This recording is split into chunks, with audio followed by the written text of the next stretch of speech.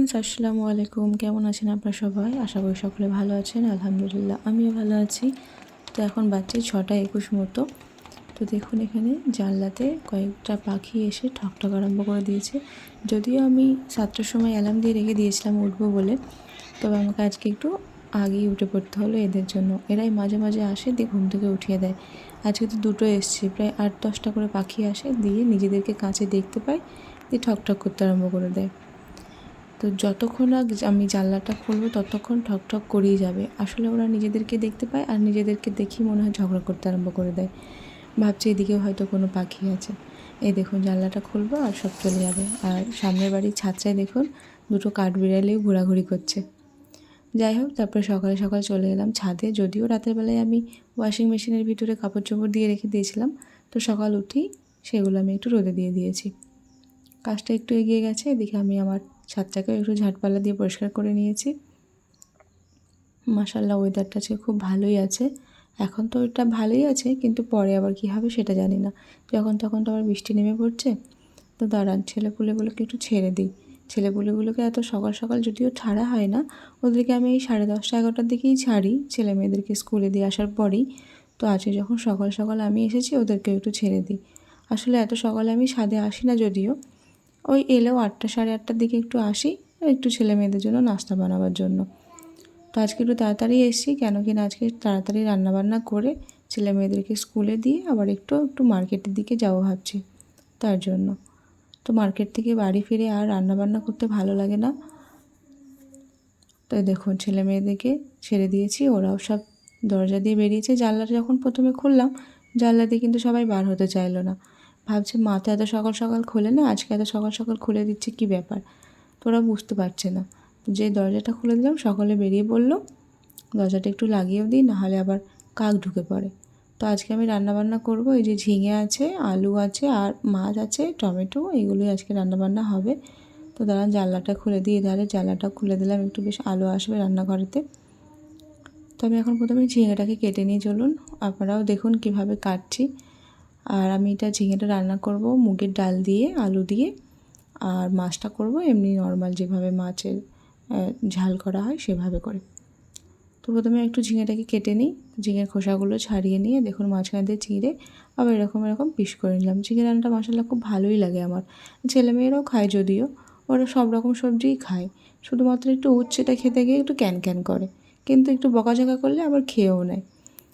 তো আর কোনো সমস্যা হয় না। আর মাছটা খুব একটা খেতে চায় না। ছোট মাছ হলে পরে তার মধ্যে চিংড়ি মাছটা আবার খুব পছন্দ করে। আর বড় মাছের মধ্যে আবার বলবে পেটি খাবো, এই হচ্ছে সমস্যা। মেয়ে যদি বলে পেটি খাবো, ছেলেও তখন বলবে তাহলে মা আমাকেও পেটি দিন। তো যাই হোক, আজকে দেখুন রান্না হচ্ছে টুকটাক একটু।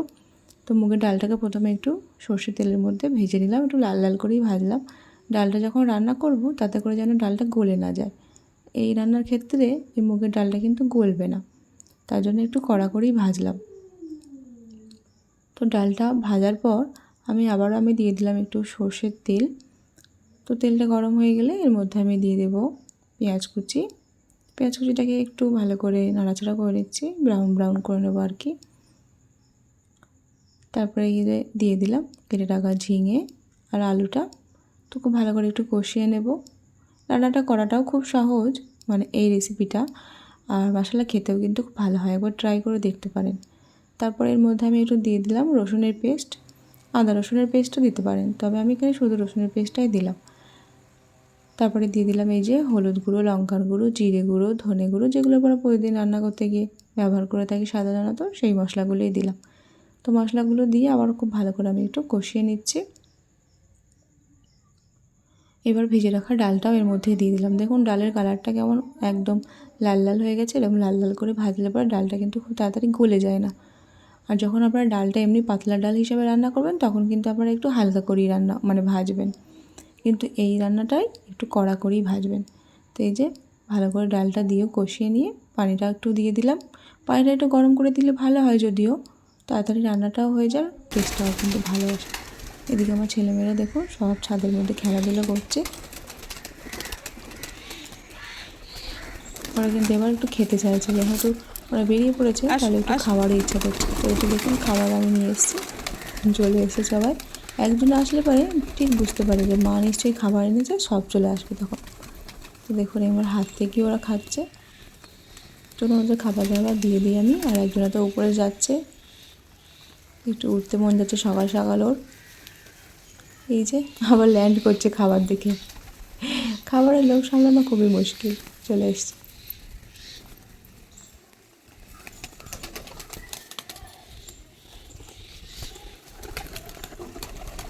আচ্ছা চলো চলো চলো, সবাইকে দিই চলো।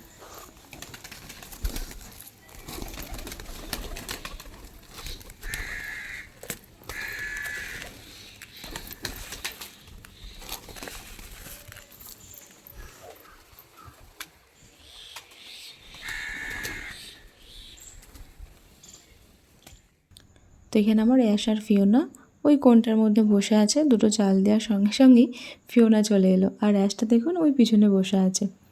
ওদের আবার সকালের দিকে তো খেতে ভালো লাগে না, ওরা আবার রাতে খাওয়াটা খুব পছন্দ করে। রাতে যতই দাও না কেন সকালে এসে দেখবে সব শেষ করে দিয়েছে। আর সারাটা দিন ওরা ওই ভিতরটাতেই থাকবে, রোদে কিন্তু ওরা বার হয় না। খুব ফ্যান্সি আমার ছেলেমেয়েরা। যাই হোক, এবার আমি মাছটা রান্না করে নিই চলুন। তো প্রথমেই মাছগুলোকে একটু লবণ, হলুদ আর লঙ্কার গুঁড়ো দিয়ে একটু মাখিয়ে নিচ্ছি। বেশ মাছটা সুন্দর করে একটু মশলা মাখিয়ে নিয়ে ভাজার পর একটু সুন্দর কালার আসবে, তো দেখতে খুব ভালো লাগে। আমার মনে হয় রান্না করলেও দেখতে ভালো লাগে। তো আমি মাছটাকে প্রথমে একটু ভেজে নিচ্ছি।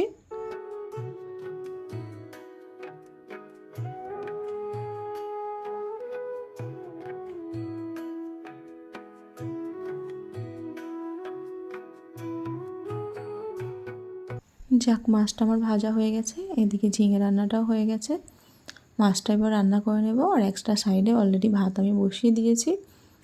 তো মাছটার পেঁয়াজটা একটু ভেজে নেওয়ার পর তেলের মধ্যে আমি একটু মাছটা আজকে সাদা তেল দিয়ে ফেলেছি, জানেন, সর্ষের তেলের জায়গায় আমি সাদা তেল দিয়ে ফেলেছি। একটু ফুটোপাটার মধ্যে মাথায় যে কী আসলো, যাই হোক এটা কোনো সমস্যা নেই, সাদা তেল দিয়েও রান্না করলে ভালোই লাগবে।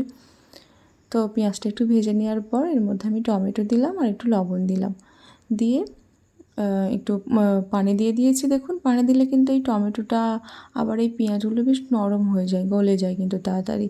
তো এবার মশলাগুলোও দিয়ে দিই, হলুদ গুঁড়ো, লঙ্কার গুঁড়ো, জিরে গুঁড়ো আর ধনে গুঁড়ো। এই মশলাগুলোই তো ব্যবহার করে থাকি প্রতিদিন, তাই না বলুন? আবার কি ব্যবহার করব? হ্যাঁ, তবে একটু কালো জিরেও ফোড়ন দেওয়া যায় মাছের মধ্যে, বেশ ভালোই লাগে ফ্লেভারটা। তবে আজকে আমি আর দিইনি গো। তো এই যে মশলাটা আমার কষানো হয়ে গেছে, এবার একটু দিয়ে দেবো পানি। পানিটা দিয়ে একটু ফুটে আসার পর মাছটাও দিয়ে দেবো। বেশ খুব একটা বেশি ঝোল ঝোল রাখবো না, ঝোল রেখে হবেই বাকি, ওই তো বাচ্চারা আর আমি, এই তো 3টে মানুষ খাবো। তো এই যে এরকমই। আর আমার মনে হয় মাছে একটু লবণ টবণ না ঢুকলে খুব একটা ভালো লাগে না খেতে। তো ভালো করে একটু গ্যাসের ফ্লেমটা মিডিয়াম টু লো রেখে ভালো করে ফুটিয়ে নেবো অনেকক্ষণ ধরে, তাহলে ভিতরে একটু লবণ টবণ যাবে, বেশ ভালোও লাগবে তখন খেতে। তো রান্না করতে করতে প্রায় 8টা 41 বেজে গিয়েছিলো। তারপরে আমি আর দেরি করিনি, ছেলে মেয়েদেরকে ঘুম থেকে উঠিয়ে খাইয়ে দাইয়ে রেডি করে এই যে স্কুলে নিয়ে চলে এসেছি। তো ওদেরকে স্কুলে ছেড়ে দিয়েছি। চলুন আমি এবার গাড়িটা এক জায়গায় কোথাও রেখে দেবো, তারপরে আমি আবার শহরের দিকে রওনা দেবো। তো বাসও চলে এসেছে, চলুন তাহলে বাসে উঠে পড়ি। তো বাসে উঠে পড়ে এই যে শহরে নেমেও পড়েছি। মাশাআল্লাহ কত সুন্দর গাছগুলো, ভালো লাগছে দেখুন দেখতে, একদম সবুজ সবুজ।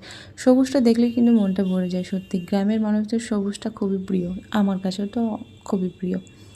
যাই হোক, এদিকে এখনও মার্কেটগুলো সমস্ত দোকান এখনও খোলেনি, কিছু কিছু দোকান খুলেছে। অবশ্য এখানকার দোকানগুলো একটু দেরি করে খোলে ঠিকই, প্রায় 10:30 11টার দিকে খোলে, তারপরে আবার রাত্রি 9টা পর্যন্ত প্রায় খোলা থাকে। তো আমার অ্যাকচুয়ালি দরকার ছিল ব্যাংকেতে, তো এখানে আমি ব্যাংকে একটু কাজ করতে এসেছিলাম। তো আমার আলহামদুলিল্লাহ কাজটা হয়ে গেছে। তারপরে নিচে গিয়ে দেখলাম এমনি রাস্তার ধারেতেই ফুটপাতেতেই কত সুন্দর সুন্দর ফল বিক্রি হচ্ছে। দেখে মানে চোখটা একদম জুড়িয়ে গেল, এত সুন্দর কালার লাগছে এই লেবুগুলোর। তো এই ভাইয়াটার কাছ থেকে কিছু ফলমাকড় আমি কিনে নিলাম। আর এখানে দেখলাম একটা ব্যানার দেওয়া আছে, এখানে কিছু একটা খাদি মেলা হবে, মানে এই হাতে তৈরি করা কোনো জিনিস টিনিস বিক্রি হবে আর কি। তো যাই হোক, তারপরে আমি চলে গেছিলাম একটু শপিং মলেতে। তো শপিং মলে আমার একটা জিনিসের কেনার ছিল, আগে কিনে নিয়ে গেছিলাম বাট সেটা নষ্ট হয়ে গেছে। তো ভাবলাম এসেছি যখন একটু কিনে নিয়ে যাই। তো আমার এইসব সেকশানগুলো কোনো দরকার ছিল না, তো আমি আমার যে সেকশানে দরকার সেখানে চলে এসেছি। আলহামদুলিল্লাহ, এই যে আমার এখানে এই দরকার, তো এই যে থালা বাসন, এই সংসারের টুকিটাকি জিনিসগুলো পাওয়া যায়, এখানেই আমার দরকার। তো এখানে আমি একটা ব্যাগ দেখলাম, স্কুলে নিয়ে যাওয়া ব্যাগ, তো মাশাআল্লাহ খুবই ভালো দাম ছিল। তো আমি জানি না এই ধরনের ব্যাগকে ব্যবহার করবে, তো এই দামে তো অলরেডি একটা ট্রলি ব্যাগও হয়ে যাবে, কেন এই ছোটো ব্যাগটা নেবো বলুন তো। যাই হোক, যার ভালো লাগবে সে অবশ্যই নেবে। তো এখানে খুব সুন্দর প্লেট ছিল, বাটি ছিল, অনেক কিছুই ছিল যেগুলো থাকার দরকার মোটামুটি ছিল। তো এই যে এখানে যে জিনিসগুলো দেখছি, এই চপার আমার দরকার ছিল, বাট কোনটা নিলাম সেটা আমি আপনাদের বাড়ি গিয়ে দেখাবো। তো সব কিছু একটু ঘুরে ঘাড়ে দেখে নিলাম। চলুন তাহলে বিলটা করে নিই। আমার যেগুলো নেওয়ার ছিল মোটামুটি নিয়ে নিয়েছি। তো মার্কেট থেকে বেরিয়ে দেখছি আকাশের দিকে তাকিয়ে কত মেঘ করেছে, আর এটা হচ্ছে এখানকার কোর্ট, এই বড় বিল্ডিংটা। তো এখানে আমি একটা টোটো পেয়ে গেলাম, ওই টোটোর মধ্যে উঠে পড়লাম। তো এই টোটোর মধ্যে একটা ছোট্ট বেবি আঙুল চেটে চেটে খাচ্ছে, দেখুন প্রচুর চকলেট খাচ্ছিলো শায়দ। তো ছোটোবেলায় হয়তো আমরাও এইভাবেই খেয়েছি, হয়তো না খেয়েছি, অবশ্যই খেয়েছি এইভাবে করে। তো আপনারা কে কে খেয়েছেন মনে আছে আমাকে অবশ্যই কমেন্ট করে জানাবেন। তো তারপরে আমি 11টার দিকে বাসে উঠে পড়েছিলাম, ছেলের স্কুলে ছুটি হবে 12টা 50-এ, আর আমি 11টার মধ্যে বাসে উঠে পড়েছিলাম, সরি 11টার মধ্যে না 12টার মধ্যে, 11টার মধ্যে আমি পৌঁছে গিয়েছিলাম। যাই হোক, 12টার মধ্যে আমি বাসে উঠে পড়েছিলাম। এই যে আমি আসছি, আর এখানে একটা বড় ফরেস্ট আছে, বড় ফরেস্ট মানে অনেকটা জায়গা জুড়ে একটা ফরেস্ট আছে। তা ফরেস্টটা শেষ হওয়ার পরে এখানে একটা বিএসএফ ক্যাম্প আছে। তো ক্যাম্পের ভিতরে কিছু কাজ চলছে হয়তো, এই যে এখানে পাথর বালি সব রাখা আছে। আর এখানে যারা বিএসএফরা কাজ করে, এখানকার টুকিটাকি কাজগুলো দেখেছি এরাই করে, যেমন এই গাছগুলোকে একটু মেরামত করা, বা মাঠটাকে ঠিক করা, বা টুকিটাকি গাছ লাগানো, টুকটাক কাজগুলো দেখি এখানকার বিএসএফগুলোই করে। তো এই যে হয়তো একটা গেট চলে গেল, আর একটা গেট সামনে আছে, একদিন ভালো করে ব্লগ করে আপনাদের দেখাবো। তো টুকটুক করে বেশ চলে আসলাম আমার গন্তব্যস্থলেতে। চলুন তাহলে এবার বাস থেকে নেমে পড়ি, তারপর আমি ছেলেকে নেব, গাড়িটা নেব, দিয়ে রওনা দেবো বাড়ির দিকে। তো বাড়িতে এসেই দেখুন ছাদে চলে এসেছি আগে, আর এসেই যা দেখলাম জামা কাপড়গুলো সব নিচে পড়ে গেছে। এইগুলো আবার আমাকে তুলে ধুয়ে রোদে দিতে হবে, মানে শুকাতে হবে আবার মেশিনে দিয়ে। যাই হোক, এখানে ছেলে মেয়েগুলো ছাদের উপরে আছে। চলুন তাহলে দেখাই আপনাদেরকে আমি কী কী কিনেছিলাম। তো এখানে যে এরকম একটা বাস্কেটের সেট কিনেছিলাম, যেটা 3টে আছে, ছোট বড় মেজো সেজো 3 রকমের আছে। আর এখানে নিয়েছিলাম কিছু ওই ভাইয়াটার কাছ থেকে ফলমূল, যেটা রেহানের জন্য এনেছিলাম। রেহান ফলমূল খেতে খুবই পছন্দ করে, সিদ্রাও পছন্দ করে, বাট রেহান একটু বেশিই করে। আর এখানে নিয়েছি 2 ধরনের সাবান। আর এখানে ছোটো ছোটো কিউট কিউট বেশ বাটি ছিল, এই বাটিগুলো নিলাম, রান্নার সময় বেশ কাজে লাগে একটু মশলা ফসলা রাখার জন্য।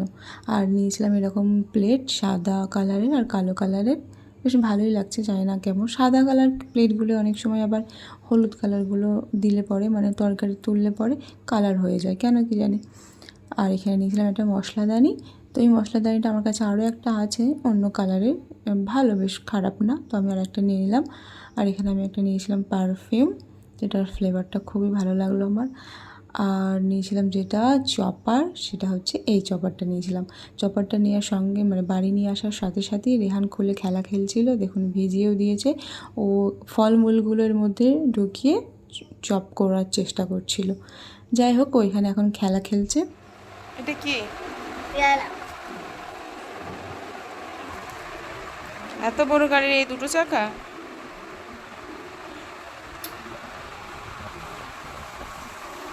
এটা যখন পাকিস্তানের বর্ডার এখানে এখানে জাল বিছিয়েছিল আর লড়াই ছিল তখনকার ট্যাঙ্ক।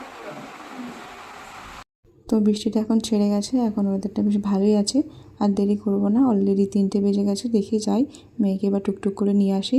আর রেহান এখানে কি কথা বললো জানি না, আপনাদের মধ্যে কেউ বুঝতে পেরেছেন কি না, যদি বুঝতে পারেন আমাকে অবশ্যই কমেন্ট করবেন। ওর কথাগুলো একটু সামান্য তুতলা মতো আছে, তো আপনাদের মধ্যে কে বুঝেছেন আমাকে বলবেন। তো এই যে আমি চলে এসেছি নিচে, গাড়িটা নিয়ে যে চলে এলাম মেয়েকে নিতে। তো বৃষ্টি পড়ছে বলে সব বাচ্চারা ছোটাছুটি করছে যাতে করে তাড়াতাড়ি বাড়ি যেতে পারে। তো এখানে বেশ বৃষ্টি ভালোই হয়েছে। তো এই যে সিদ্রা আসছে, সিদ্রাকে নিয়ে এবার আমি টুকটুক করে রওনা দিই। তো আস্তে আস্তে দেখুন রাস্তায় কতটা পরিমাণে পানি জমে গেছে, মানে খুব বেশি পরিমাণ বলবো না, বাট এখানে একটুখানি পানি হলেই, মানে বৃষ্টি পড়লেই পানি জমে যায়, খুব সমস্যা হয় রাস্তায়। তো যাই হোক, মেয়ে এখন পিছনে বসে বসে ক্যামেরা করছে।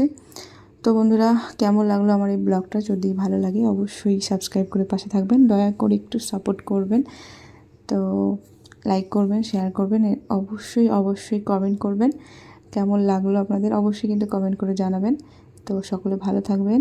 আজকের মতো এখানেই আমি এটা ব্লগটা শেষ করছি। সকলে ভালো থাকবেন। আল্লাহ হাফিজ।